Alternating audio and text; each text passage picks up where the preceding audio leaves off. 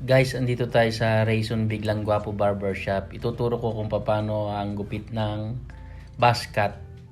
Ayan, gumamit ako ng guard na 13 mm. Ayan guys, kinuwatro ko yung taas. Sunod naman guys, gumamit ako ng 2 guard 6 mm. Ayan, papaikutan natin. Ayan, ipaikot natin si Pogi hanggang sa Mahilo. Hindi, joke lang. Ayan guys, pagkatapos nating idos, isinod naman natin ang ating pang trimmer. Ayan yung keme. Kung tawagin dyan is devil cut, para maiayos yung hairline niya sa noo. Ayan guys, natanggal natin yung lagpas-lagpas sa noo niya. Ayan, nangingiti pa si Pogi oh. Nakikiliti ata. Yan yung gamit kong pang trimmer, Kimi. Ayan guys, pagkatapos ikot tayo sa kabila, pantayin natin. Titingnan lang natin guys sa salamin kung pantay siya. Doon kasi nakikita yan kung pantay siya. Isinod naman natin guys yung 1 guard 3mm. Ayan, paikutan natin sa bandang gitna para makita natin yung ayos. Ayan guys, na paikutan na natin siya. Ngayon, gamit ulit tayo ng trimmer para matanggal natin yung mga nasa baba na yan.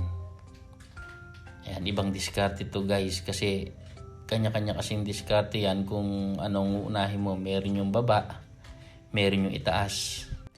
Mura lang tong pang trimmer na to guys, nasa 500 siguro. Sunod guys, gumamit naman tayo ng media 1.5mm. Ayan, tatanggalin natin guys yung mga kanto nya, yung mga usli na yan, yung mga itim-itim na yan. Sunod naman natin guys, close zero tayo. Ayan, ito ang finishing natin. Tatanggalin natin yung mga kantuhan. Ayan, tatanggalin natin yan. Kahit dahan-dahan lang guys, kasi huwag nyong apurahin at baka tumaas, makalbo si Pogi. Ayan, baka makalbo yung ginugupitan nyo. Kaya kahit dahan-dahan lang. Ayan, medyo nangangawit nata si Pogi, medyo tumatagilid. Ayan, pinaikot ko na guys sa likod. Ayan, sunod natin likod. Ganon din siya guys, tatanggalin lang natin yung mga kantuhan na yan. Ayan, medyo meron nata siyang walang buhok sa bandang taas na yun. Inborn daw ata, sabi niya. Pero ayan guys, kahit dahan-dahan lang para nang sa ganun malinis ang kalalabasan niya. Pagkatapos naman guys, gamit tayo ng pang-ahit. Yan, labaha kung tawagin. Aahitin natin yung pinagtagalan natin ng trimmer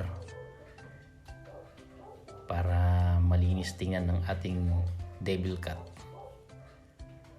Yung hairline niya sa noo, aahitan natin guys. Yan, unti-unti na nakikita yung pinaka-forma niya.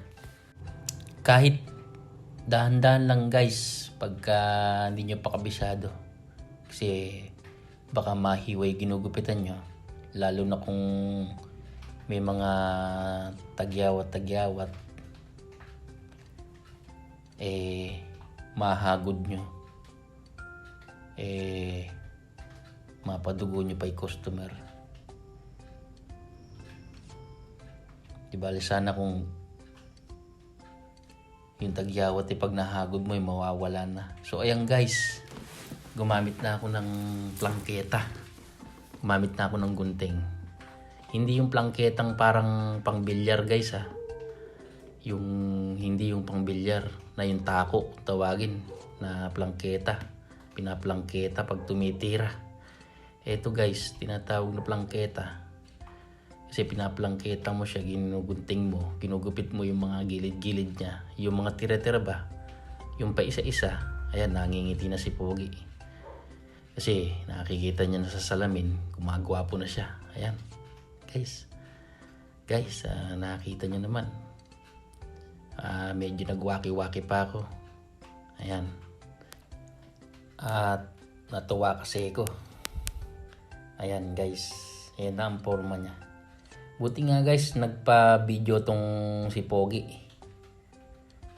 Ayan. Ayos ah. Ang ganda ng ngiti niya, sagad ang ngiti ah. Ayos, biglang gwapo na ah. So ayan guys, ito po ang gupit na buzz cut 4 on top. Ayan guys. Paalam guys. Next video again.